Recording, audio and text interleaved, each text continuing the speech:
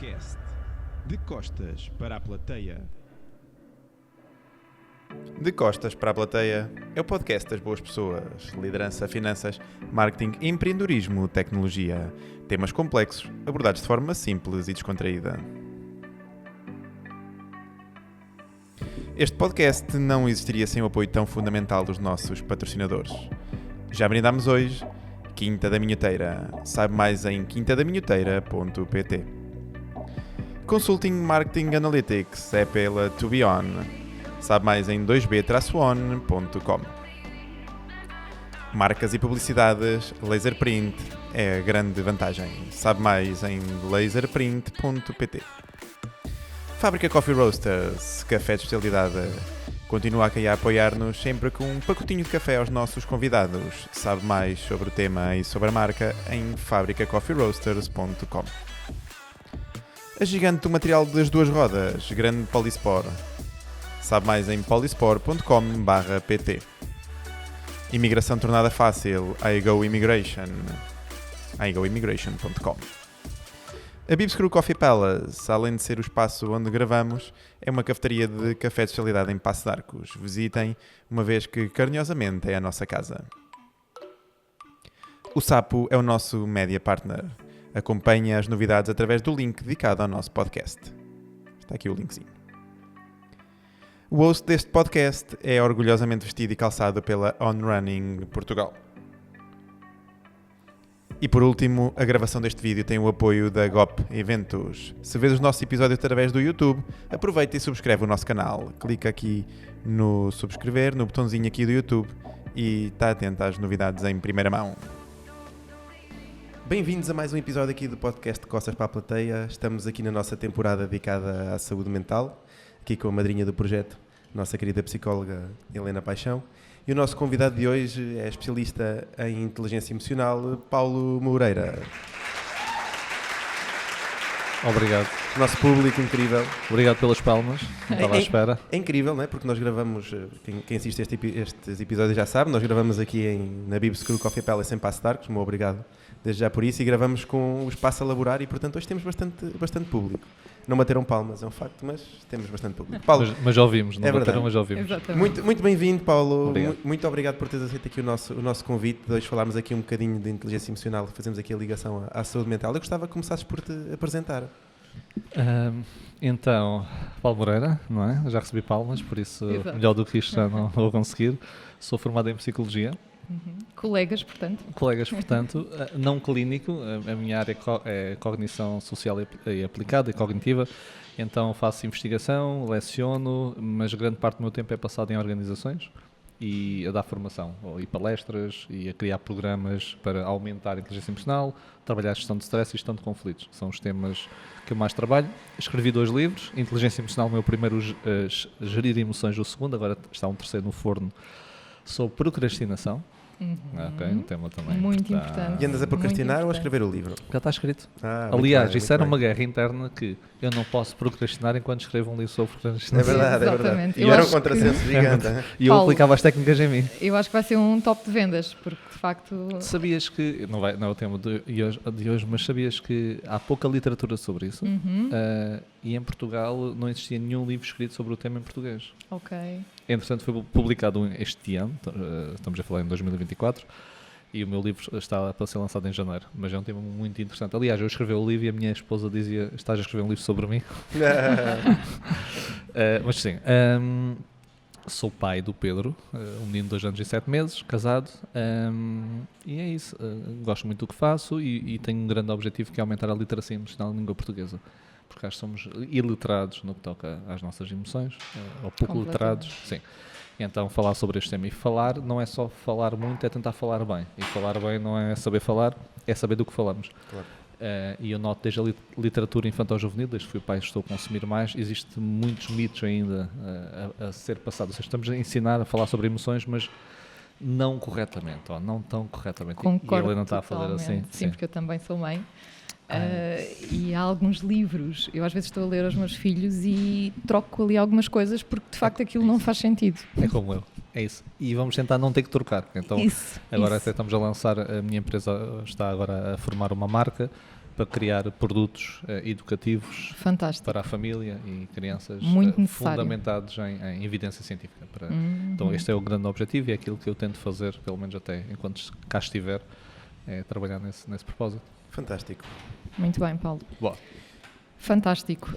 Hoje temos mesmo aqui o especialista, diria, em inteligência emocional. Paulo, poderias explicar-nos aqui o que é a inteligência emocional e precisamente qual é a sua importância aqui na saúde mental? O que é? Há várias definições, mas podemos dizer que é a capacidade de nós reconhecermos, entendermos e gerirmos as nossas emoções e fazer o mesmo com as emoções das outras pessoas. Isto é um processo sequencial, ou seja, primeiro tens de reconhecer, sei lá, estás ansiosa, estás preocupada, estás irritada, depois entender, isto é muito importante, e eu vejo muitas pessoas a saltar esta etapa, e também enquanto psicólogo podes ver, e tu no dia-a-dia também, que é, estou irritado, o que é que faço? Estou estressado, o que é que faço? Ou seja, o que é que eu faço para gerir isto? Mas entender de onde é que vem essa Muito emoção importante. e depois gerir. E desculpa, Paulo, interromper-te. Quando dizes entender, para as pessoas perceberem, é aqui no âmbito de o que é que esta emoção me está a sinalizar, o que é que ela me quer comunicar, de alguma forma. Sim. Dissecar essa emoção. Porque se pensarmos, por exemplo, porque é que sentimos emoções? Há várias teorias, mas as emoções são informação. Está-nos a dizer alguma coisa. Em princípio, é mais adaptativo sentir aquela emoção naquele contexto do que não ser. E porquê é que eu estou a sentir esta emoção? E eu costumo dar exemplos, e vou-vos colocar esta pergunta. Imaginem que vocês olham para alguém que tem uma coisa que vocês gostariam de ter também e não têm. E vocês sentem-se inferior a essa pessoa. Há um sentimento de inferioridade porque aquela pessoa tem uma coisa que vocês gostariam de ter e não têm. Que emoção é esta? Inveja? Inveja, tipicamente. Ou seja, ninguém diz alegria. Ou podemos dizer, se calhar, frustração. Depende da forma como avaliamos. Então, a inveja. E A motivação também pode ser. Sim, pode ser. Depende de como nós avaliamos. Mas eu dei aqui alguns indicadores-chave que é ela tem ou não tem, eu sinto-me inferior a essa pessoa. E a inveja tem este sentimento. Exato. Ou então, eu tomei uma decisão e quando reflito sobre a decisão que tomei, gostaria de não ter tomado essa decisão. Que emoção é esta? Arrependimento, claro. Estão a ver? Porque não maravilhado, ou seja, porque é esta emoção? As emoções sinalizam alguma coisa e movem-nos para agir de forma a nós conseguirmos de alguma forma adaptarmos melhor à situação. Então daí a literacia emocional. Olha isto como um idioma, aprender inglês, etc. Mas as emoções é mais difícil, são mais subjetivas. Então o entender é entender isto, entender porque é esta emoção. Claro que nem sempre conseguimos, lógico, ninguém é super-herói, atenção, mas tentar entender porque é que isto está a acontecer e com base nisso gerir. Eu vou dar um exemplo que acontece imenso. Por exemplo, estamos ansiosos. E até em livros infantil-juvenis é muito, sei lá, técnicas respiratórias que são ótimas, mas por vezes não são suficientes. A ansiedade é a percepção de ameaça futura, incerta, ambígua. E eu vou respirar fundo. Ok, eu consigo acalmar a minha fisiologia, mas se a ansiedade significa que há uma percepção de uma incerteza, eu não fiz nada com a incerteza. Então eu tenho que perceber que eu tenho que reduzir essa incerteza, como se calhar obtendo mais informação. Okay? Então, se eu entender a emoção, consigo gerir melhor. Eu vou dar aqui um exemplo só rápido para perceber como é que isto na prática. Eu gosto de contar muito essa história, a história verídica. Antes do Covid, fui a uma empresa, reuni-me com a diretora de recursos humanos e eles tinham feito um levantamento na empresa, uma grande empresa portuguesa, não vou dizer o nome logicamente, fizeram um grande levantamento e verificaram que as pessoas estavam muito desmotivadas.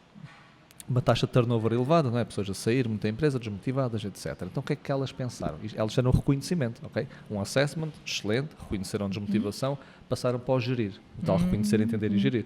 Então estão desmotivadas, vamos fazer o quê? Vamos motivá-las. Então colocaram aquelas pessoas todas num pavilhão em Lisboa, eram mais de 1000 colaboradores, chamaram-se Colário para dar uma palestra motivacional. E depois fizeram... Meterem bandeiras em casa na janela. E depois fizeram um novo levantamento, ou seja, queriam ver o antes e o depois. E elas estavam a dizer isto. E eu até interrompia e disse, deixa-me adivinhar, ainda foi pior o resultado. E ela, como é que sabe, Paulo? E eu pensei, para já estou aqui, não é? Ou seja, se tivesse corrido bem, não vou... Estávamos a pensar num programa de intervenção. E segundo, imagina, porquê é que eu estou desmotivado? Isto é um sintoma. Estou desmotivado porque faço um trabalho que eu acho que está abaixo do meu nível de competência. Estou desmotivado... Faço um trabalho de 2 ou de 3. É isso, estou num ambiente de trabalho tóxico, não gosto do meu chefe. Ok, há indicadores, há causas para esse sintoma. E de repente está Luís Colário e acredita. Não sei como é que é a palestra, nunca fui, mas sei lá, e paro sou eu.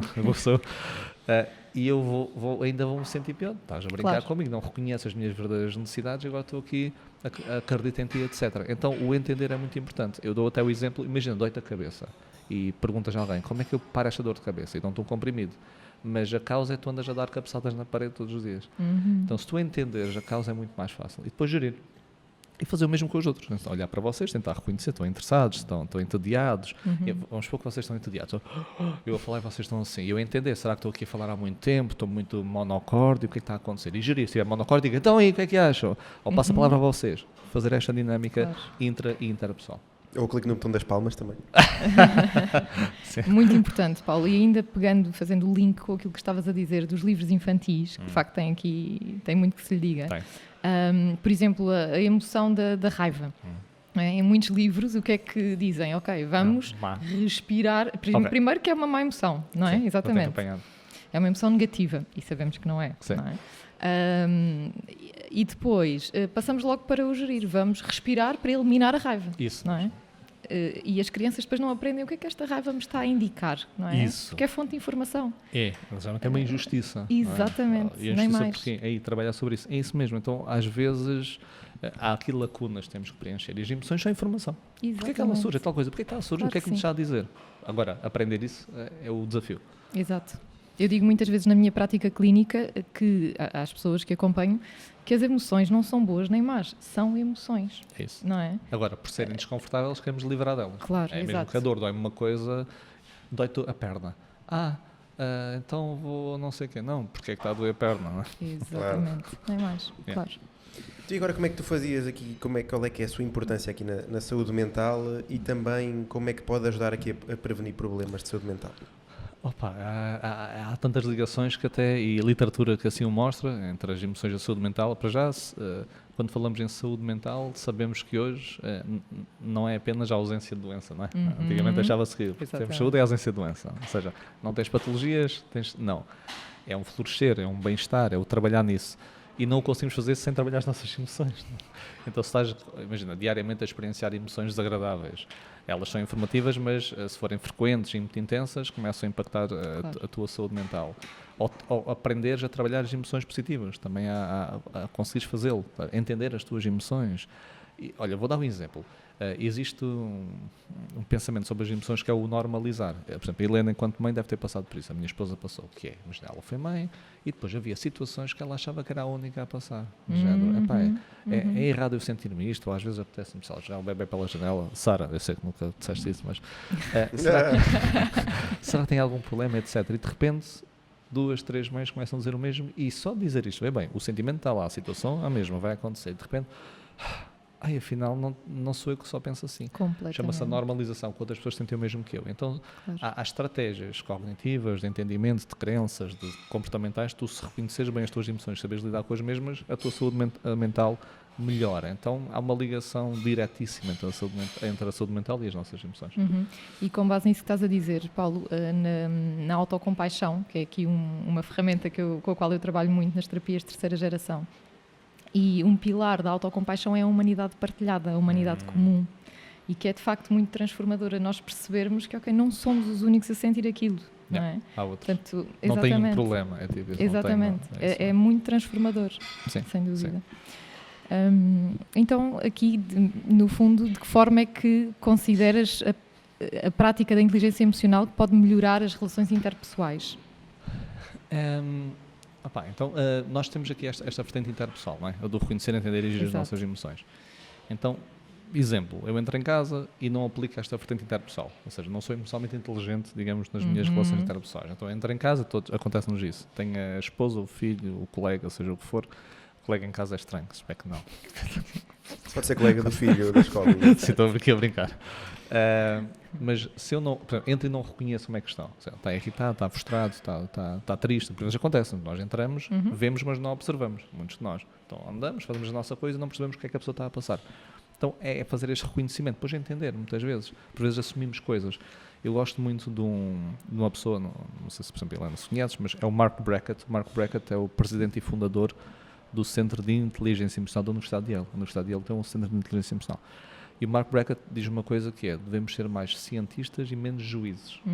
Cientistas do género. Porquê é que isto está a acontecer? Não é? E porquê é que está a acontecer? Por vezes, alguém tem um comportamento negativo perante ti.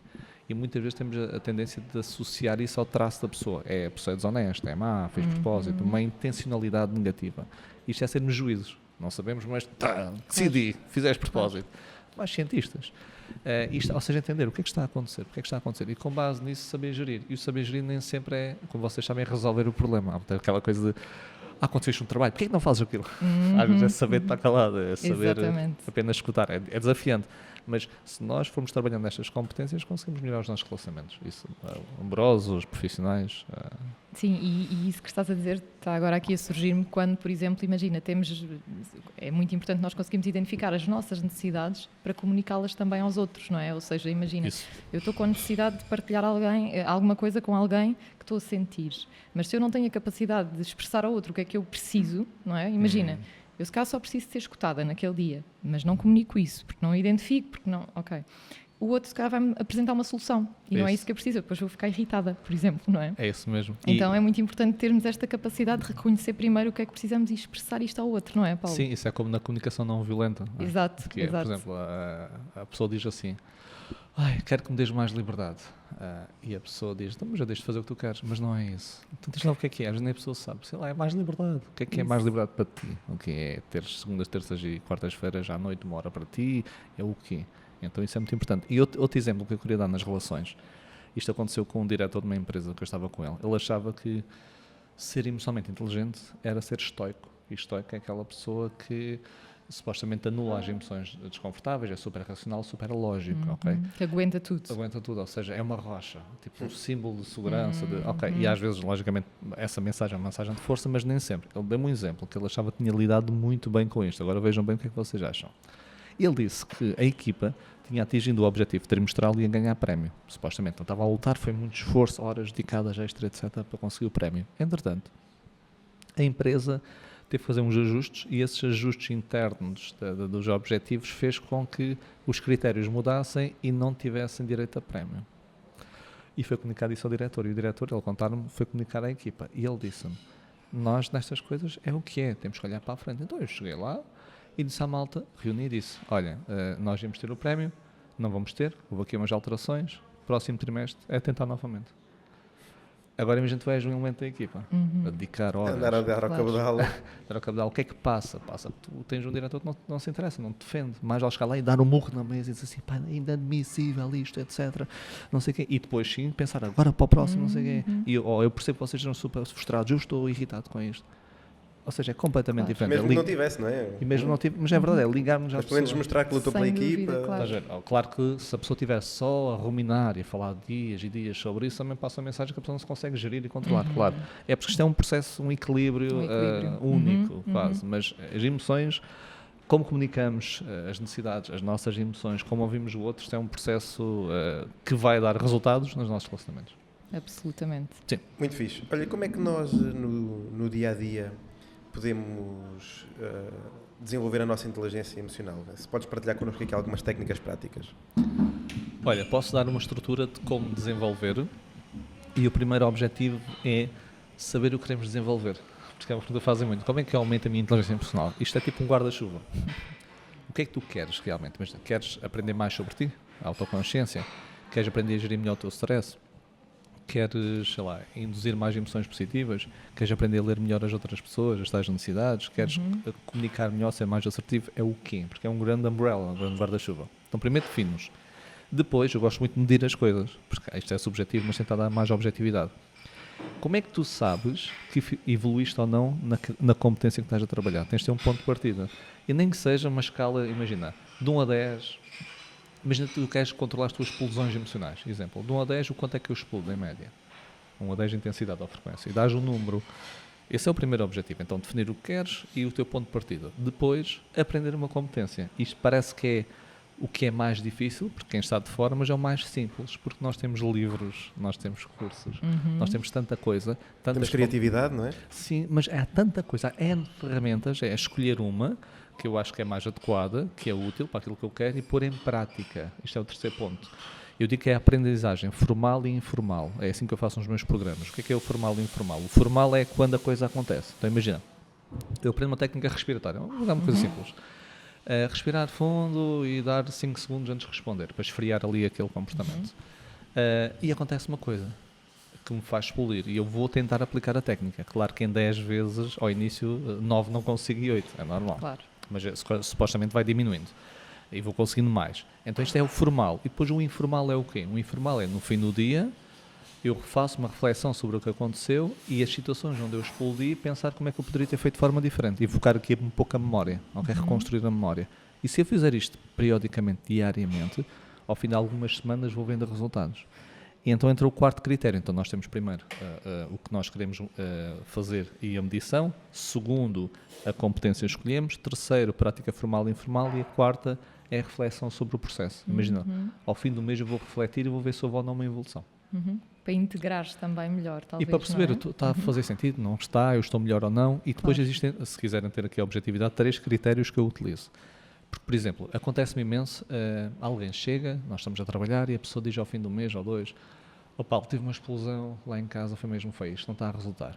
Ok, nós já olhamos para o produto final, pensamos que vamos ser os budas da vida, não é? E eu faço sempre 3 perguntas. O Scolari. Sei lá, 3 perguntas. A primeira é em termos de frequência. Imagina, eu pergunto, ok, em média, hoje explodes menos do que há, imagina, 3 meses atrás, vamos supor que estamos já 3 meses a trabalhar nisto, em média. E a pessoa, ok, se calhar em média explode menos, boa. Segunda intensidade, em média as explosões são menos intensas. Claro que vão ver aquelas intensas, mas em média menos intensas que há 3 meses atrás, sim ou não? Se forem menos intensas, boa. E o terceiro critério é o tempo de recuperação. Em média, quando explodes, recuperas mais rapidamente do que há 3 meses atrás, se calhar ruminavas muito. Se for sim nas 3, perfeito. Isto é, Exatamente. até à nossa vida, nunca vamos ter a perfeição nas 3. Ninguém nunca vai explodir, ou zero intensidade, ou tipo, e já está recuperado. Isso não acontece. Claro. Então é um processo sequencial. Agora, ou seja, em resposta ao que estás a pedir, destes 4 pontos que eu te indiquei, a parte da competência é aquela que é menos relevante no sentido que está muito acessível. Claro que eu posso deixar aqui técnicas, vamos falando sobre isso, práticas, mas o resto é que é importante. Muito fixe. Olha, Paulo, e como é que a inteligência emocional pode ser aplicada precisamente em ambientes de trabalho para promover mais saúde mental? Depende. Assim, eu acho que, primeiro, uma das, eu penso, requisitos que é mais importante, e um pouco ligado ao que o Mark Brackett dizia, é termos mais dúvidas nas nossas certezas. Okay? Se nós tivermos mais dúvidas, nós somos pessoas cheias de certezas. Sabemos que é que as coisas acontecem, aquilo que eu faço está correto, mas nós temos muitos enviesamentos, fazemos coisas que achamos que fazemos de uma forma e afinal é de outra. Basta ver, por exemplo, se vocês virem uma gravação vossa, vocês estão habituados aqui a gravar, mas as pessoas ao início, vocês sabem isso, quando vê uma gravação sua pela primeira vez, É super estranho, não é? A minha voz é não sei o quê, a minha voz é não sei o quê. a voz, tiques, postura, o que eu faço, é completamente diferente. Agora imaginem as pessoas à vossa volta, horas e horas a apanhar coisas que vocês não estão conscientes. Então aquilo que fazemos estamos muito enviesados. Então perceber que nem sempre temos razão. Isto no dia a dia ajuda. Imagina, tu chegas ao trabalho e alguém está mal disposto. É sempre a mesma coisa. Lá está, não sei. Ou eu acho que tinha certeza naquilo que disse. Não sei se tenho a certeza ou não. Vamos ver. Algumas dúvidas é importante. E depois, para os outros, para nós termos uma boa interação com os nossos colegas, o princípio fundamental é a modelagem. É o mesmo que enquanto pais. Não é? Às vezes Exatamente. como é que eu consigo gerir as emoções dos nossos filhos? Claro. Agora comecei a ler um livro novo que recomendaram, que é Pequenos Humanos, Grandes Emoções. Ok, não sei se Esse conhecem. não conheço. São 2 educadoras de infância, há décadas que trabalham com crianças e depois lá criaram o seu modelo com base naquilo que aprenderam e que foram lendo. Eu estou a ler ainda, estou a meio do livro, é o último que comecei agora a ler há uma semana e meia. E no seu processo de como é que eu vou lidar com as birras da outra criança, acho que existem 5 passos, 4 dos quais é focados no próprio. Claro. Exato. E apenas um no outro. Claro. Então parte muito de nós. E por vezes é isto. Como é que eu... Começa por ti. Eu lembro um líder assim, como é que eu consigo realmente fazer com que a pessoa goste de mim? Ou como é que eu consigo realmente ser mais empático? E a base é tu quereres. Não é? Se isso for super artificial, não vai correr bem. Há uma frase de uma psicóloga brasileira que diz: a criança muda quando o adulto muda. E eu acho que isso é realmente um mantra. Claro que sim. Completamente. E as crianças veem, as crianças fazem, não é? Portanto, É modelagem. Nós Claro. podemos dizer N coisas, mas comportamos de forma diferente. Se é o princípio fundamental básico da aprendizagem, é a modelagem. Eu partilhei uma frase nas redes sociais agora esta semana, que é: não podes ensinar os outros a calmarem-se enquanto gritas. Algo do género. exato. Às vezes acontece, vou-te calma, estás a controlar, não podes bater no outro. Depois tipo, Sem dúvida. então parte muito de nós, não é? Trabalhar em nós.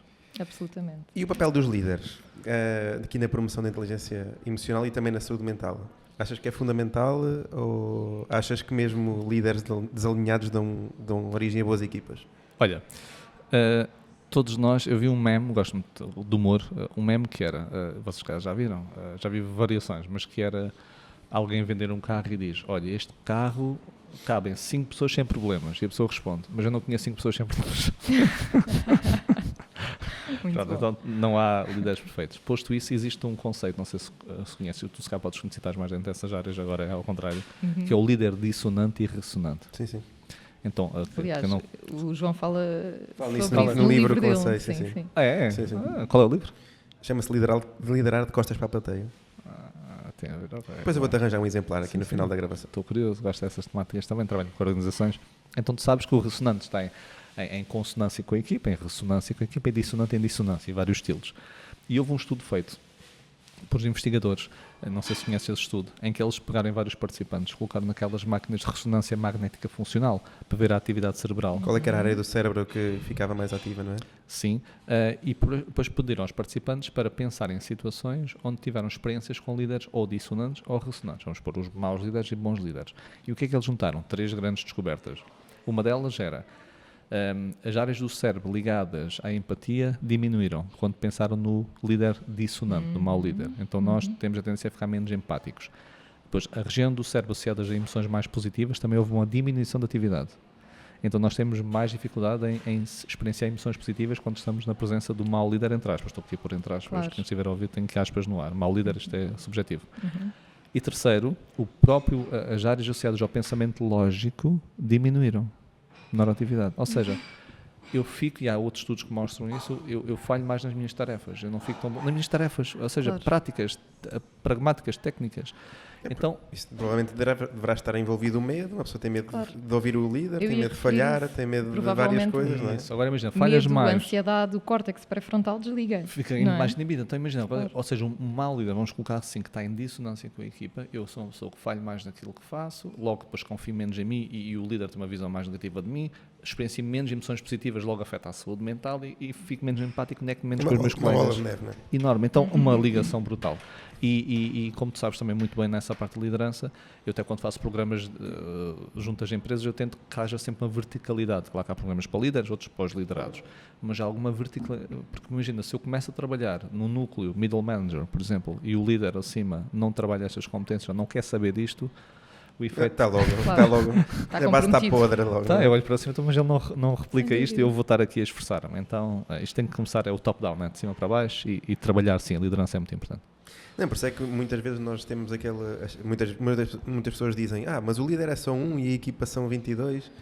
Mas vê-se até no futebol, não é? Que é aquele exemplo que nós temos mais para mente, a diferença que faz ter um bom líder e um bom treinador e alguém que realmente acolhe a equipa de alguém que vai Completamente. criando sentimentos dissonantes na equipa, não é? Sim. Então, e professores, por exemplo, tiveram alguma vez alguma experiência com um professor que acreditava imenso em vocês e vocês deram por vocês próprios a dar mais e tiveram nessa claro, aula claro. melhor Claro. desempenho, porque isto até existe o efeito Pigmalião, não sei se ouviram falar já. Né?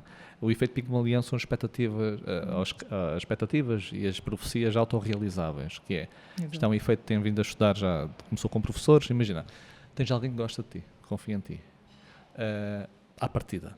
Logo, tu começas a pensar que se calhar não és assim tão mau, ou até és bom naquilo. Logo, as tuas crenças sobre as tuas capacidades fazem com que tenhas comportamentos de maior investimento, maior dedicação, maior foco, maior confiança.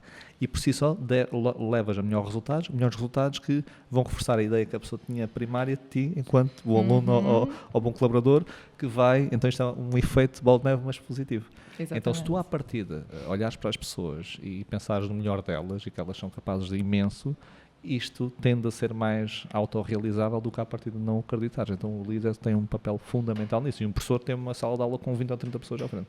Isso é um não tema. Por isso é que há professores que se tu me perguntas o nome eu te consigo dizer agora e há outros que nem faço a mínima ideia como é que eles se chamam, não é? Isso mesmo. Faz toda a diferença, sem mesmo. dúvida. Paulo, e quais são os sinais de que alguém pode estar a ter dificuldade em gerir as suas emoções? O que é que destacas aqui para as pessoas que nos estão a ver e a ouvir? Depende do tipo de emoções. Há as emoções mais quentes, irritação, frustração, raiva, fúria, ira.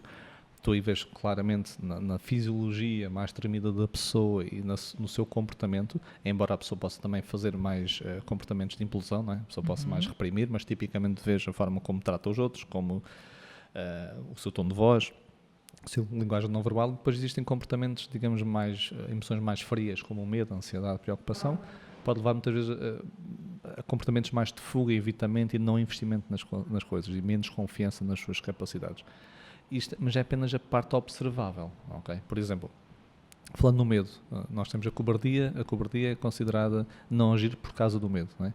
Então tu podes sentir medo e a coragem é agir com medo. Então tu podes ter o medo, mas o comportamento visível é a coragem, que é o agir, ou a cobardia de não agir, ou agir de forma, digamos, difusa e fazer outra coisa qualquer. Então muitas vezes tu vês o comportamento da pessoa mais errático ou diferente do habitual, normativo, diferente da norma do que é normal, mas é uma coisa observável. Mas também há muita... Ou seja, estou a falar porque isto não existe um critério único. Okay? Vou dar um exemplo. Antigamente considerava-se que a raiva tinha uma expressão facial prototípica, as pessoas sentiam raiva, a sobrancelha baixava, o olhar focado, os lábios comprimidos, não é? Mas há mais variabilidade do que padrões. Ou seja, uma pessoa com raiva pode chorar, uma pessoa com raiva pode afastar-se, uma pessoa com raiva pode fazer um poker face, para assim, uma pessoa com raiva pode exprimir. Então o observável por vezes diferencia muito, então nem sempre é fácil apanhar. O que é mais fácil é quando tu conheces já a pessoa. Tens chamado baseline, os traços habituais da pessoa, e quando diverges dos traços habituais tu consegues reconhecer melhor. Percebes? Agora há pessoas de fora, por vezes falhamos. Por isso nós conhecemos, não é? Como? Nós conhecemos. E às vezes acontece-nos, nós fazemos uma inferência e depois afinal, ou é a tua forma de reagir a isto, é assim. Pronto. Exatamente. Então há muita variabilidade aqui. E como é que aqui esta falta de inteligência emocional pode contribuir aqui para o burnout e para outras questões de saúde mental? Olha, o burnout é um tema... É aqui um grande tema, não é? Muito quente e cá em Portugal, não é? Ou seja, nas sondagens nós estamos sempre em primeiro, segundo, terceiro. Estamos no topo do ranking. No topo. Eu costumo dizer que nas minhas formações, quando apresento rankings de doenças do foro psiquiátrico, consumo de antidepressivos, estamos sempre nos tops. Portugal está sempre lá, não é? É porque eu digo, quando dizem assim, Portugal nunca está bem em nada, eu digo assim, vocês não estão a olhar para os rankings corretos. E o burnout é um deles, fora brincadeiras, e... classificar burnout não há um consenso, mas há 3 grandes critérios. O primeiro é esgotamento, físico e emocional. Então, e tu quando te sentes exausto, mais uma vez, tu quando não reconheces as tuas emoções atempadamente e és preventivo, isto pode ir acumulando este sentimento de esgotamento. Depois um segundo fator é o sentimento de cinismo. O cinismo é tu cada vez gostas menos daquilo que fazes perante o trabalho. Isto mais uma vez, o burnout, tu não acordas um dia e sentes burnout. Claro. Isto é uma coisa que vai acumulando. É um processo cumulativo. E é porque tens que ir reconhecendo esses sinais, é muito importante. E depois o terceiro critério é perda de eficácia naquilo que fazes. Então, mais uma vez, se nós tivermos uma forma preventiva, ou escutarmos, como tu disseste ao início, as nossas emoções, o que é que elas nos dizem, nós, estes 3 critérios de esgotamento, de exaustão, de cinismo e de perda de eficácia, nós conseguimos estar mais na prevenção. Então, eu acho que este conceito é muito bom para trabalharmos na prevenção. Também na intervenção, mas já é mais um foro clínico, mas a prevenção é muito importante, este conceito. Não podia estar mais de acordo, Paulo. Aliás, no meu livro, O Poder do Autocuidado, eu falo muito precisamente também sobre isso. O foco é, claro, sempre também a intervenção quando é necessário, mas cada vez mais eu considero que é fundamental apostarmos na prevenção, na sensibilização, não é? Na disseminação aqui de informação, precisamente neste sentido, literacia emocional, para as pessoas poderem, de facto, agir de forma profilática. Sim, porque é que na intervenção tu tens pessoas com recursos escassos. Quer dizer, se a pessoa com recursos plenos, ou com alguns recursos, não trabalha sobre isso, como é que vai depois dar a volta quando os recursos estão diminuídos? É sempre possível, mas claro, é muito mais difícil, não é? Demora mais tempo. E, portanto, o ideal é que possamos prevenir mais. O problema é como na saúde física, o ser humano é muito reativo, não é? Ou seja, é quando o problema surge, quando a situação está realmente desconfortável, que inicia um processo de mudança. Vocês conhecem aquela história do cão que está a ganir deitado no chão, não? Então é uma história que está um senhor a passar numa rua, estão várias casas, e de repente vê um cão deitado a ganir. Ganir assim com alguma dor, e ele para e vê o dono numa cadeira lá sentado. E o cão a ganir. E ele assim, desculpe, se eu contar bem, ele está ali com algumas dores, está a ganir. E ele, então, mas o que é que se passa? Ele senta-se ali e está ali um prego, está ali sentado em cima de um prego. E ele, um prego? Então porquê que ele não se levanta? E ele, porque não está a doer o suficiente. E às vezes tem que ver doer o suficiente para nós iniciarmos esses processos, infelizmente. Sim. E cá eu diria, no nosso país temos coisas maravilhosas, mas temos muito este culto, às vezes, não é? De levar mesmo ao limite, não é? De Isso. nos sacrificarmos, tudo é um fardo, um peso, Isso. não é? Mas isso é uma questão cultural, não é? Desde os Está- Lusíadas que falam disso, Está portanto... no nosso Isso, ADN cultural, isso. de alguma forma, mas também temos, eu Parecemos diria... mais resilientes recursos. a aguentarmos aquilo tudo Isso, e a aquela pancada. questão estoica, não é? Isso. Mas eu acho que está na hora, acho que é urgente mesmo, começarmos a desconstruir um pouco isso e percebermos que podemos mobilizar recursos e temos esses recursos dentro de nós para agir de forma mais profilática. E todos ganham, Não é? porque tu quando entras num burnout, depois é Claro. assim, o trabalho não consegues estar lá, depois estás de baixa, não estás bem com a família, não estás bem Completamente. contigo próprio. É só Ninguém é ganha, um lose-lose, claro. em vez de ser um win-win, é um lose-lose. Isso Por mesmo, isso, assim, mais interventivos. completamente. Ouça-nos, mais interventivos. Paulo, Preventivos. e quais são as implicações aqui da inteligência emocional na resolução de conflitos? O que é que destacas? O que é que destaca? Olha, para já, a forma como nós encaramos o conflito. Eu trabalho também em gestão de conflitos e uma das coisas que eu faço logo à partida é perguntar à sala para medir de 1 a 5 a forma como eles avaliam o conflito. Quando pensam em conflito, 1 eu costumo dizer, 1 é horrível, é tipo, não gosto de conflitos. 2, algo desagradável. Vão pensando vocês também a associação que têm. 3 é neutro. Conflito é um conflito. 4 é algo positivo. Conflito até é porrer. E 5 é adoro conflitos. Manda vir conflitos. Eu quero conflitos na minha vida. E as pessoas avaliam. Depois eu pergunto o porquê. Tento perceber o que é que está por trás disso. Posso dizer que geralmente o que ganha mais é o 2 e depois costuma ser o 1 e o 3, mais o 1. Então 2 e 1, negativo. 3, alguns 4 e eu acho que eu já fiz isto a milhares de pessoas ao longo deste tempo. O 5 se calhar vi 2 ou 3 5. Okay? Isso é muito importante, porque imagina, se tens uma percepção negativa sobre o conflito é horrível, deve ser evitado, quando surge um conflito, o que é que fazes? Foge. Foge, claro. E depois isto tem repercussões. Atenção, a fuga, e depois já vai a estratégia, a fuga tem o seu lugar na gestão de conflitos, por exemplo, quando não estás num estado emocional correto. Se calhar a fuga temporária, no sentido, olha, eu não estou em condições de falar, mas depois voltar ao tema, não é? Não tenho condições e é a forma como fazes a fuga. A gente sabe que em casal às vezes uma pessoa está a gritar e a outra faz o quê? Cala-se. Isto é o chamado stonewalling, sabem? Começa a mexer no telemóvel, não sei se ao virar as costas para a plateia, neste caso a esposa, e vai-se embora. São fugas, é a forma como fazemos para estar incorreto. Então, a ligação é, se eu reconhecer como é que eu vejo o conflito, como é que isso impacta o meu comportamento, ao reconhecer e entender que estratégia é mais adequada a cada contexto e a cada momento, eu consigo ter resultados muito mais positivos. Isto também é trabalhar a nossa inteligência emocional e também conhecer então estratégias de gestão de conflitos, então o tal conhecimento que é importante e depois colocar em prática. Eu estava-me a rir porque eu acho que o conflito é uma forma de motivação de uma equipa fantástica. Em termos de exemplo, como estávamos a falar há pouco, não é? Se tu fores líder de uma equipa e se ela perceber que tu não tens medo do conflito com outros para defender a equipa, bem, eu acho que criamos equipas muito, muito unidas e, Portanto, e para realmente... ti é um 5, João. Eu não digo que é um 5. Eu gosto de um bom conflito, por acaso. Olha. Mas não diria um 5. Um 4. Acho que, até porque eu gosto... O 5 para mim é a resolução de problemas. Quando tenho um problema, as pessoas veem como uma preocupação, eu vejo como algo motivante e por acaso eu gosto bastante de resolver problemas.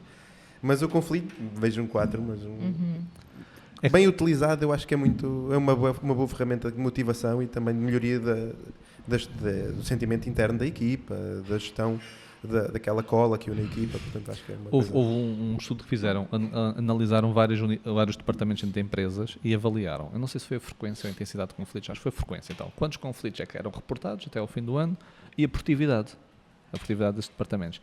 E eles encontraram, ou seja, isto não sei se alguns estão a ouvir só, não é? Em áudio, mas Sim. imaginem uma curva em sino, ou chamada curva de Gauss, não é? Ou um U invertido. E o que é que eles juntaram? Então tentem visualizar isto. Então nós temos no eixo do X conflito, então frequência de conflito, e no eixo do Y nós temos desempenho das unidades.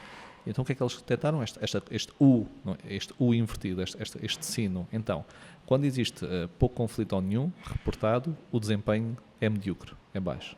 Porquê? Porque o conflito é um debate de ideias. Claro, não há Claro. feedback, Claro não que existem sim. problemas para resolver, Isso. o conflito é uma paz podre, É não pá, é? era A o que eu ia ausência dizer, de é conflito. faz faz podre, podre, é claro. isso. É o yes man, Claro. yes ma'am, ou seja, está tudo certo, eu não digo, então isso fizemos desta forma, então desempenho baixo. Depois, quando existe algum conflito, então a produtividade tende a aumentar. O que é algum conflito? Claro que depende, há alguma subjetividade, mas tem que haver algum conflito. Agora, também empresas, tinham departamentos que eram sempre conflitos diários, é caótico, é disruptivo, Claro. as pessoas não conseguem implementar as coisas, depois leva a que haja alterações Sim, é um emocionais. desgaste monstruoso, não é?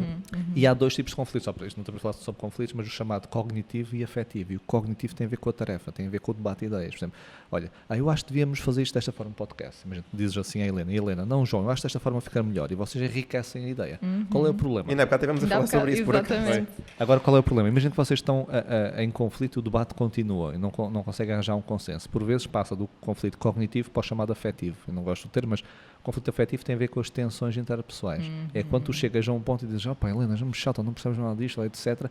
E passas da mensagem e tacas o mensageiro.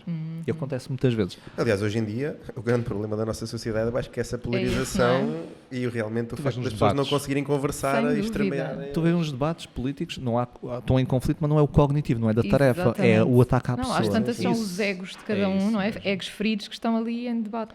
Isso mesmo. Dizem que a regra de ouro, ou seja, claro que isto é na teoria, mas a regra de ouro da boa gestão de conflitos é manter-te no conflito cognitivo, sob a tarefa, e quando vês que estás a ir para o conflito afetivo, perceberes e depois dar um passo atrás, fazer seja o que for, para voltares para o cognitivo. Então o conflito é bom, tem bons outcomes, pode também ser negativo. Claro. Então, e se nós sabemos isso e aprendes a lidar com as nossas emoções, porque o interpessoal, a tensão é que é mais negativo, se conseguires lidar bem com as tuas emoções nesse processo, consegues muito mais manter-te num conflito cognitivo e ficar muito mais focado na resolução de problemas. Absolutamente. Para quem nos está a ver em vídeo, portanto, é aproveitar, nós temos o nosso YouTube e temos também o nosso Spotify, temos áudio e vídeo, portanto, não tem desculpa para não ver aqui a explicação do... Exatamente. Já estava aqui a desenhar no ar. Muito bem. Paulo, que conselhos darias a quem deseja melhorar aqui a sua inteligência emocional para beneficiar a sua saúde mental? Nesta ótica, quer eventualmente interventiva, mas sobretudo também preventiva. Eu acho que, fora aquilo que falámos de, ok, o que é que eu quero realmente trabalhar em primeiro lugar, não pode ser tudo, senão a pessoa não faz nada. Então, primeiro perceber o que é que eu realmente quero, porque nós podemos começar a trabalhar hoje uma coisa e amanhã outra. Então, Claro. o que é que dava mais jeito agora? Ok, como é que eu estou posicionado? E depois aprender sobre isso, e mais uma vez, ouvir o podcast, ler livros, etc. Depois colocar em prática, é muito importante. Por exemplo, o nome da minha marca é Treino de Inteligência Emocional. Os meus 2 livros, o subtítulo é: um tem uma abordagem prática e outro tem um guia prático. Tem que haver prática. Temos que Sem pôr dúvida. não é ouvir, ok, porreiro. Não, colocar em prática. E depois colocar em prática, refletir, está a fazer sentido, não está, porque é que não está? Não é só, acontece imenso, vocês sabem isso que é. Tenta uma coisa, não dá, não resultou. Tipo, e quantas vezes tentaste? Uma ou duas. E porquê é que não resultou? Porque não? Porque não é o quê? Não é a E justificação. tentaste de forma diferente, porque essa é importante. Isso mesmo. A Claro. mesma coisa, Há Sim, muita sim. gente que tenta, mas está a fazer as mesmas... isso, ou tentar de forma incorreta, ou naquele contexto não resultou, ou no momento que aplicou aquilo não era o melhor momento para. Então este processo é importante. Agora, a base de todas, para mim, é literacia emocional. Imagina, o que eu noto muito é, quando eu peço para as pessoas reconhecer as emoções, a maior parte das pessoas Não os consegue definir. não consegue. Sem dúvida. Sabem aquelas básicas, estou alegre ou triste, ou então estou bem ou estou mal. Isso, eu ia dizer isso. Eu muitas Bem ou vezes, uma primeira pessoa, uma primeira consulta que chega à minha, não é, ao meu gabinete, e eventualmente pergunta à pessoa o que é que está presente nela, ou estou bem ou estou mal. Geralmente não está bem porque está ali, não é? Isso. Porque muitas vezes vai já de forma reativa. Mas é difícil para as pessoas nomearem as emoções. Completamente. Não é? E por isso é que um exercício simples tem muitas lacunas, mas é melhor que nada, que é alguma coisa que é. Chegam ao Google, lista de emoções, Isso, sim. lista de sentimentos. Aparecem vários. Existem mais de 300 emoções classificadas. Então, o bem e o mal É absolutamente, é exatamente. muito pouco. E depois, a partir disso, imagina, eu às vezes faço esse desafio e deixo aqui o desafio. Ok, uma emoção por dia. Ok, o que é alegria? E depois procuro 2 ou 3 definições. Vocês vão ver definições muito diferentes, mas a alegria é isto. O que é tristeza? O que é raiva? O que é não sei o quê? E eu aprender, é o mesmo que um idioma. Eu vejo um caractere, o que é que isto significa, Claro. esta palavra? Vou aprender. E depois vou acumulando este conhecimento. E assim é muito mais útil, porque eu consigo reconhecer a emoção que estou a ter e entender. A ansiedade é a percepção da ameaça futura, tem a ver com incerteza. A raiva tem mais a ver com a injustiça. A culpa tem a ver com a percepção que causei dano a alguém, por exemplo, que é diferente do arrependimento, que foca mais no resultado da ação.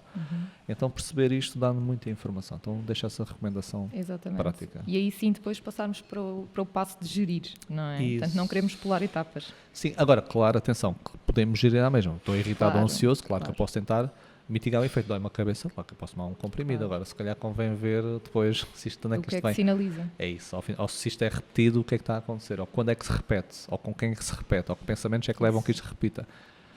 É trabalhoso, Mas eu costumo dizer que as emoções, desde que nós nascemos até morrermos, é a única coisa que nos acompanha. E não posso ir de férias, as emoções ficam em casa. Olha, vou ali para o Tahiti e fico aí um bocadinho.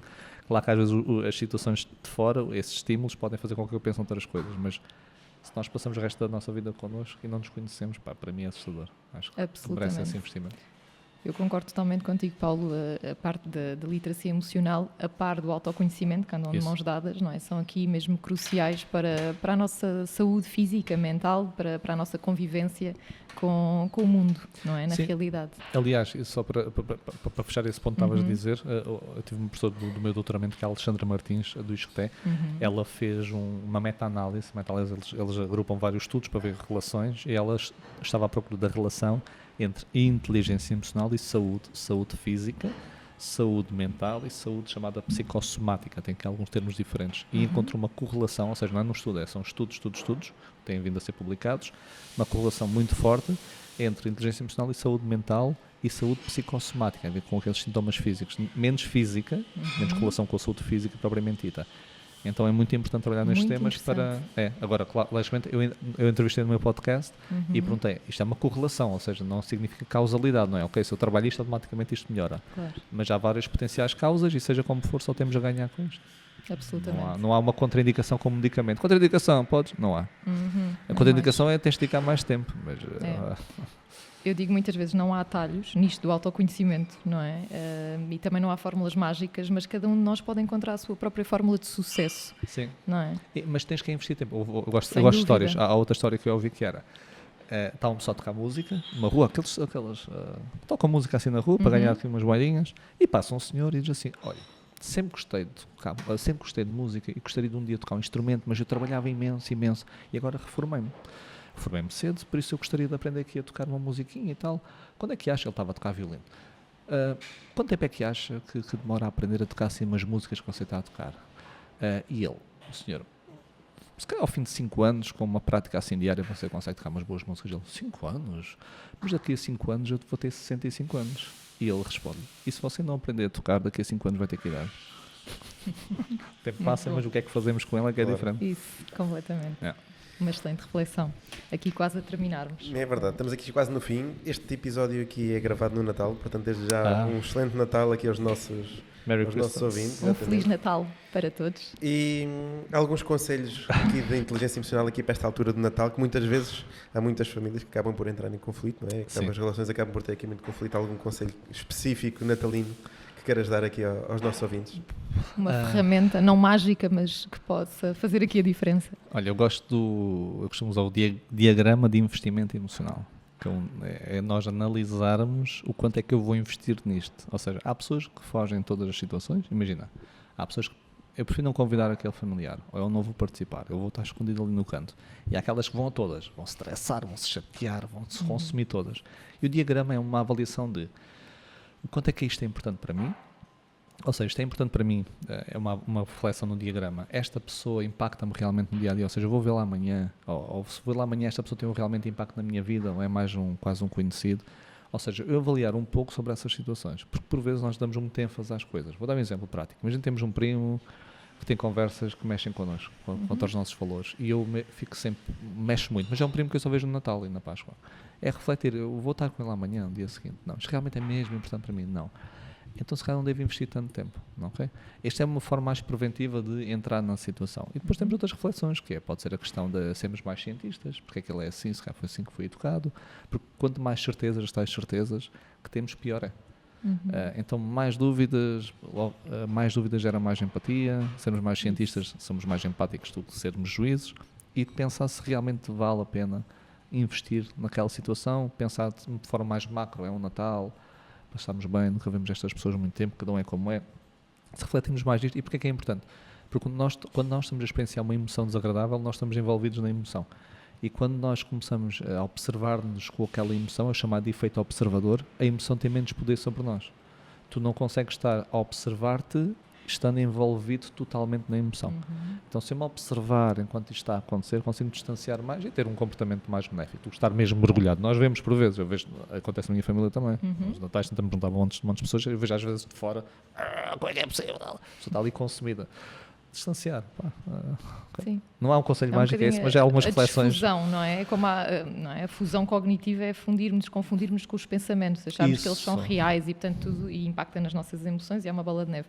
Eu muitas vezes utilizo essa técnica de ensinar às pessoas a fazer a desfusão cognitiva, não é? Observarem-se, Um distanciamento. observar os pensamentos, não é? Portanto, Isso. e criar algum distanciamento em relação às emoções é um bocadinho a mesma coisa, não é? E é importante porque, mais, por exemplo, esta estratégia de será que vale a pena, etc. Se calhar com a nossa esposa e o nosso filho, que estamos diariamente, tem um impacto direto em nós, a fuga e esta reflexão tem o seu efeito em situações mais intensas, mas no dia a dia, se calhar, não deve ser utilizado. Temos de tentar perceber o que é que se passa, Claro. resolver as coisas, arranjar um equilíbrio. Agora, com familiares no Natal, que vemos uma ou duas vezes. Get over Sim. it. E Isso. já agora, só antes de Comer o- terminarmos, sim. a pegar no ponto que disseste da empatia, não é? E eu acrescentaria aqui também a par com paixão, não é? Isso. Que é muito importante e isso não significa que não tenhamos que pôr limites de todo, não é? Mas Isso é outra coisa. ajuda-nos... Definir Exatamente. limites saudáveis é muito É importante. fundamental. Mas às vezes as pessoas confundem, não é? Compaixão, então eu tenho que perdoar tudo ao outro, ou tenho que aceitar tudo, ou não ponho limite. Não, de todo. Aliás, na autocompaixão é nós termos esta capacidade de acolher o que estamos a sentir, portanto há um lado de colo, mas depois também há um lado assertivo que nos impulsiona para a frente, o que é que eu posso retirar deste erro, desta situação, uma experiência de aprendizagem. E com o outro, na compaixão, é a mesma coisa, não é? Portanto, olhar para ele como uma pessoa, com empatia também, mas É. colocando limites, os Sim, limites que eu gosto. consideremos necessários. Eu acho que isso é muito interessante. Imagina um campo de ténis. Eu gosto de imaginar um campo de ténis, tens a linha do meio, não é? Ou seja, um campo de futebol, seja o que for.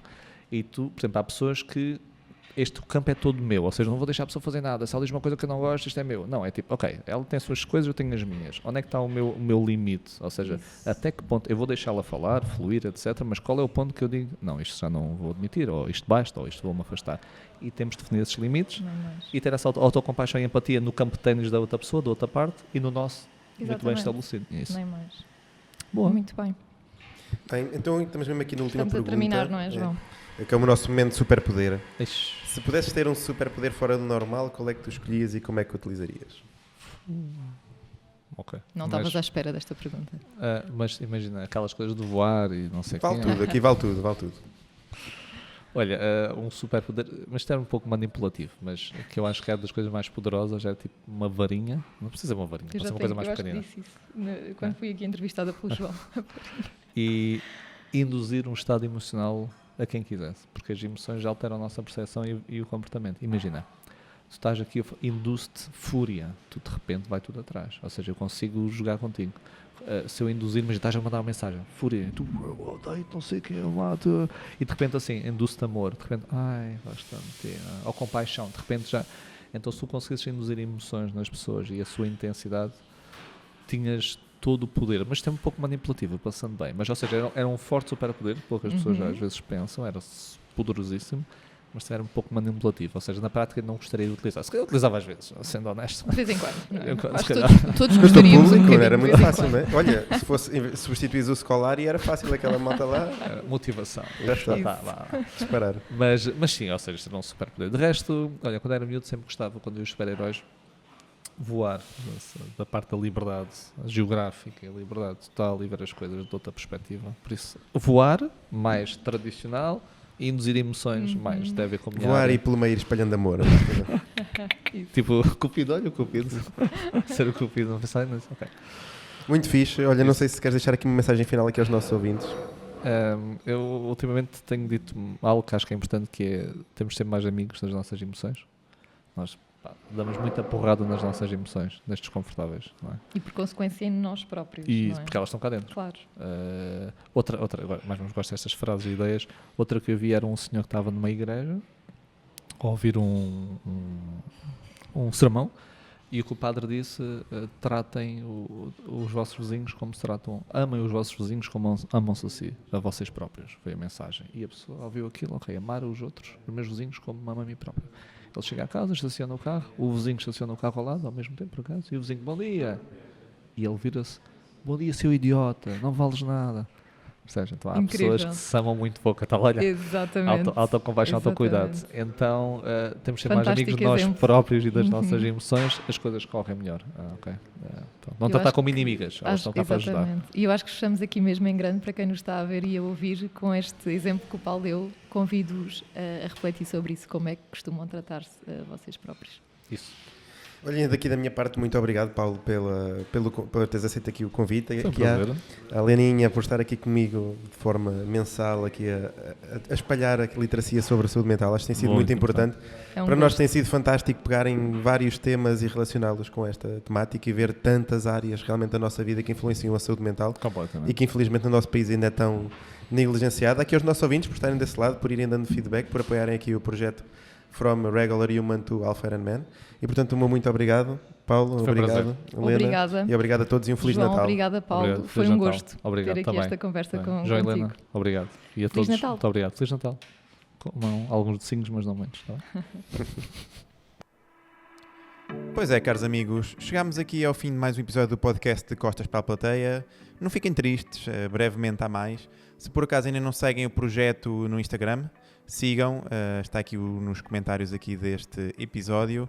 E é lá que eu vou lançando todas as novidades e também a calendarização dos episódios do podcast. Se por acaso nos ouvem e veem aqui através do Spotify, já sabem, deixem aqui uma notinha generosa. Se for no telemóvel, usem o vosso dedo. Se for no computador, usem o rato. Metam aqui uma notinha bem generosa, aqui os 5 estrelas, porque isso ajuda-nos a chegar cada vez mais a mais pessoas. Se nos ouvem e veem aqui através do YouTube, já sabem, subscrevam o nosso canal. É muito importante para nós chegar a cada vez mais pessoas, ok? E deixo então aqui o meu grande agradecimento a todos vocês que estão aí desse lado, que vão dando o vosso feedback. Já sabem, podem sempre entrar em contacto connosco através das nossas redes sociais, através também do nosso site, tem lá os nossos contactos. E já sabem, continuem desse lado, este é o podcast das boas pessoas e fiquem sempre connosco, de costas para a plateia.